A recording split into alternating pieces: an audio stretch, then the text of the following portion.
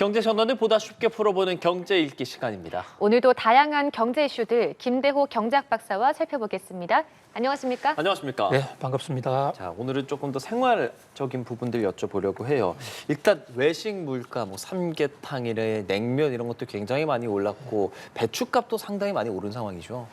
그렇습니다. 이게 삼계탕 한 그릇에 17,000원을 훌쩍 넘어서 이제 18,000원까지 돌파한다 이런 얘기인데요. 예. 우리 그 민생 회복 쿠폰 15만 원씩들 받지 않습니까?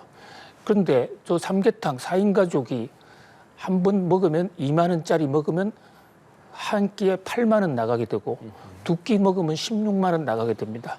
민생 회복 쿠폰이 삼계탕 두 끼에 완전히 사라지는 민생 회복 쿠폰이 적다는 얘기가 아니라 삼계탕 가격이 그만큼 높다 이런 얘기거든요. 자, 냉면 가격도 계속 고공행진해서 지금 조금 이름 있는 데 가면 16,000원으로 지금 고공행진을 하는데 바로 전월비, 전년 대비 굉장히 가파르게 올랐습니다. 가격이 오르는 것은 수요 공급에 따른 아담 스미스의 보이지 않는 손에서 결정한다. 그래서 참 왈가왈부하기는 어렵습니다만은 그러나 과연 이게 가격 조절 기능 보이지 않는 손의 선한 작용일까? 자, 예를 들면 냉면 같은 경우에 냉면에 원료가 되는 거예요. 그게 메밀이지 않습니까? 메밀 가격은 오히려 굉장히 많이 떨어졌었거든요. 지금도 떨어져 있습니다. 그 원재료가 떨어졌는데 그 원재료를 가지고 만드는 냉면의 외식 냉면의 최종 판매 가격은 올랐다. 이런 대목에서 좀 석연치가 않은 그러니까 시장 논리를 떠나서 이번 기회에 가격 좀 올리자라는 그런 분위기에 편성한 측면도 있지 않느냐.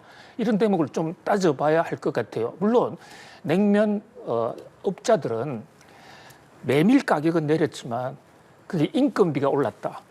또는 임대료가 올랐다. 그게 틀린 말은 아닙니다. 네.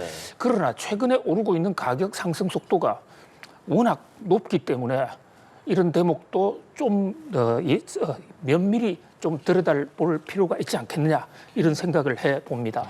예, 부동산 부분도 좀 살펴보죠. 김윤덕 국토교통부 장관이 이제 이재명 정부 출범 이후에 첫 부동산 공급 대책을 늦어도 다음 달 초에는 발표하겠다 이렇게 말을 했는데 이 부동산 공급 대책 어떤 내용들이 좀 담기게 될까요? 예, 가격은 수요와 공급 양 측면이 균형 있게 작용할 때 안정될 수 있다. 이것이 경제 원론의 기본 중에 기본입니다.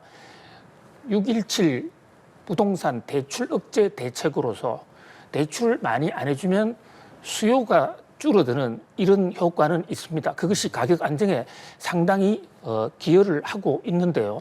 그런데 어떤 특정한 대책도 완성이 되면 시장에서 이게 면역이 돼서 그 효과가 시간이 지나면 점점 줄어드는 그러니까 효과가 한계 효용 체감하듯이 좀 낮아지는 그런 경향이 있습니다. 그래서 수요 억제와 동시에 균형 있게 공급은 좀 늘리면 가격이 덜 오르고 또 떨어질 수도 있다.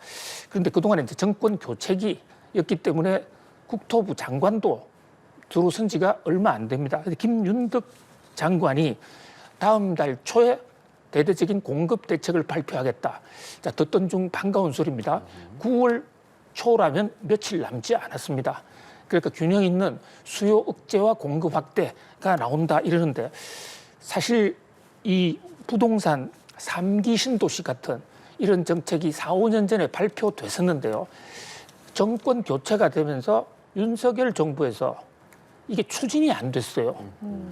그러다 보니까 지금 나올 대책은 크게 두 가지로 볼 수 있습니다. 하나는 일단 지난번에 발표해놓고 추진되지 않았던 3기 신도시를 비롯한 각종 부동산 대책, 국민들의 신뢰를 위해서도 그렇고 시장의 안정을 위해서도 차질 없이 한다. 그리고 그동안 늦어진 시간도 최대한 앞당기겠다라는 이런 대책이 하나 필요할 것으로 보이고요. 그와는 또 별도로 현재 부동산이 전국적으로 부동산 가격이 오르는 게 아닙니다. 전체 평균은 지금 부동산 가격이 안정 또는 하락세에 있어요. 그런데 특정 지역이 지금 많이 오르고 있거든요. 이런 지역에 대한 공급 대책 이런 걸 좀 입체적으로 과학적으로 좀 세워볼 필요가 있겠습니다. 예. 자, 그렇다면 지금 뭐 대통령 비서실장도 관련한 공급된 이야기들 하고 있는 상황인데 앞으로 뭐 이렇게 뭐랄까 정부 차원에서 이 공급적인 노력을 어떤 방식으로 해야 집값 잡는데 좀 안정적으로 갈 거라고 보시는지요? 그렇습니다. 그러니까 결국은 그 시장의 부동산 불안정 심리를 억제하는 부동산 가격 상승을 정부는 어떤 경우에도 좌시하지 않는다라고 지속적이고 꾸준한 정책 의지를 보여주는 것이 굉장히 중요할 것 같습니다. 이 어떤 정책을 폈다가 조금 지나면 허지부지 된다든지 또는 처음에 너무 강력한 대책을 내서 두 번째, 세 번째 추가 강력 대책이 어려운 이런 함으로써 부동산 가격 안정화 대책이 실패하는 사례를 많이 보았는데요. 이재명 대통령은 뭐 어떤 경우에도 부동산 가격을 안정시키겠다. 이것이 이재명 정부의 정책 골간이다. 이렇게 밝히고 있는 만큼 뭐 현재로서는 이 수요 억제와 공급 확대라는 가격의 양날개를 균형 있게 조절하는 그런 정책을 취해 줄 것으로 믿어 봅니다. 예. 가계 빚이 또 늘었습니다. 이렇게 가계 빚을 좀 줄이고 있는 상황에서도 계속해서 늘고 있는데 얼마나 오른 겁니까? 예, 지금 말씀하시는 가계빚은 2분기 통계인데요. 예. 2분기가 4월 1일부터 6월 30일까지지 않습니까? 정부의 가계대출 억제, 부동산 대출 규제 정책은 6월 17일 날 나왔습니다. 예. 그러니까 이 정책을 펴고 나서 실제 시행하는데 조금 시간까지 걸린다고를 감안하면 실제로 가계대출 억제 대책은 7월 달부터 본격화된 것이기 때문에 또 이미 기존에 계약 맺은 것은 7월 달 이후에도 그대로 집행이 되거든요. 따라서 지금 말씀하신 2분기 한국은행 통계는 6.17 대책이 나오기 전이다. 거꾸로 얘기하면 그 당시에 가계 대출이 이렇게 많이 늘어나고 있었기 때문에 부동산 대출 억제 정책의 정당성 그때 필요했다. 오히려 조금 늦었던 측면이 있다. 이렇게 보여주는데요. 7월 이후 통계는 상당히 큰 변화가 있을 것으로 봅니다. 물론 7월 초까지도 또 8월 달까지도 이미 계약을 한 부동산 거래에 대해서는 대출 규제하지 않거든요. 그래서 본격적인 대출 억제, 6.17 대책으로 인한 대출 억제, 가계 대출 감소 효과는 9월 달 정도 돼서나 본격화되지 않을까 이렇게 보입니다. 어쨌든 6.17 대책 이전에 우리 가계 대출이 굉장히 많이 늘어났었고 특히 한 가지 주목할 대목은 정권시장 호황과 맞물려면서 정권시장에서 연끌 비투 그러니까 신용대출을 대폭 일으켜서 이 또한 가계대출의 요인이 되고 있다. 자, 주가 오르는 거 뭐 상당히 바람직한 측면도 있지만 모든 부분에서 과하면 사고가 납니다. 과유불급이라는 이런 교훈을 좀 같이 새겨볼 필요가 있겠습니다. 예. 한국은행에서는 이 가계빚의 증가세가 명목 GDP 증가율을 소폭 상회하는 정도다라고 이야기를 하고 있더라고요. 이건 어떤 의미로 해석하면 좋겠습니까? 그렇습니다. 그러니까 GDP 명목이라는 것은 실질 가치가 아니라 그 가격을 반영한 건데요.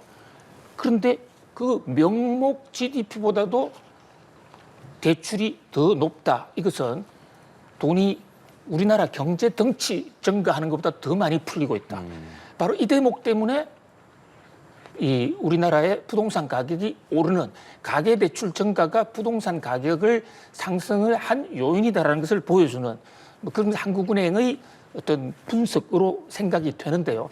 그러니까 이 또한 지금 2분기 상황이기 때문에 현재 상황과는 다소 좀 이 감의 차이가 있다 이렇게 말씀드릴 수 있겠습니다.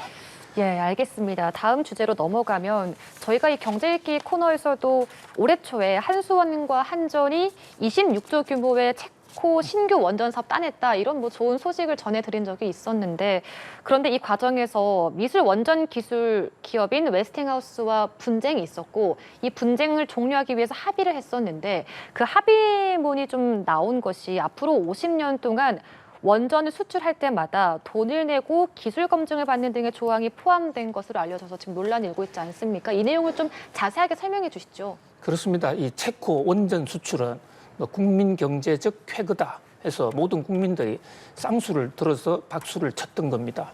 계약 금액이 무려 26조나 되는 어마어마한 큰 덩치입니다. 그런데 여기에 대해서 웨스팅하우스가 우리 기술 뺏겨가는 거다. 이거 그대로 좌시하지 않겠다 해서 좀 문제가 생겼어요. 물론 기술의 분쟁은 있을 수가 있습니다. 누가 잘했다 못했다를 그 대목만 가지고는 평가를 하기 어려운데요. 문제는 합의를 하는 과정에서 우리나라 한수원, 한국수력원자력 또 한전이 너무 엄청난 양보를 하지 않았느냐. 이게 이런 지적이 지금 나오고 있습니다. 국회에서도 이게 문제가 되고 있는데요. 지금 최근 언론 보도가 사실이라면 우선 세 가지 대대적인 양보가 있습니다. 첫 번째는 체코에 26억짜리를 짓긴 하는데 거기에 소요되는 물품 용역 구매비 이거 1조 2천억 이것은 웨스팅하우스 거만 선다. 그다음에 기술 사용료로 웨스팅하우스에 2,400억 낸다. 그뿐만이 아닙니다. 그리고 체코와 사우디에 우리가 지금 건설을 하게 되면 거기에 짓는 원전의 원료 100%를 앞으로 웨스팅하우스에 거만 선다. 그럼 여기 나가는 돈이 거의 뭐 수십조가 되기 때문에요. 그거 빼고 나면 과연 우리한테 떨어지는 돈이 있느냐. 거기다가 26조 계약을 할 때 원래 그 60%인 14조는 체코 현지 기업들한테 하청을 주기로 했거든요. 예. 그렇다면 남는 게 얼마냐? 이런 이제 회의적인 문제가 생깁니다. 물론 이 대목에 대해서는 한전과 한수원에서는 그래도 사업 타당성이 있다. 자, 근데 그까지는 논란이 있는 대목인데 문제는 지금 앵커님 잘 주시한 대로 50년 동안 앞으로 우리가 원전 수출하려면 웨스팅하우스의 허가 없이는 불가능합니다. 우리 후손들이 수출하는 것도 50년간 웨스팅하우스가 운명을 좌우하는데 이 기술은 지금의 그 재래식 원전 기술이 아니라 SMR 같은 차세대 원전 있지 않습니까? 예. 이건 우리가 기술 개발을 앞으로 충분히 지금도 해내고 있고 우리가 더 앞선 기술도 있는데 이것을 웨스팅하우스에 검사 받지 않으면 통과가 안 됩니다. 그리고 검사를 받기 위해서 4억 달러를 돈을 웨스팅하우스에 맡겨놓고 문제가 생기면 4억 달러 다 뺏깁니다. 단순히 기술 통과 검사비가 아닙니다. 보증 신용장으로 해서 4억 달러라는 돈이 거의 뭐 조 단위에 가까운 돈이지 않습니까? 예.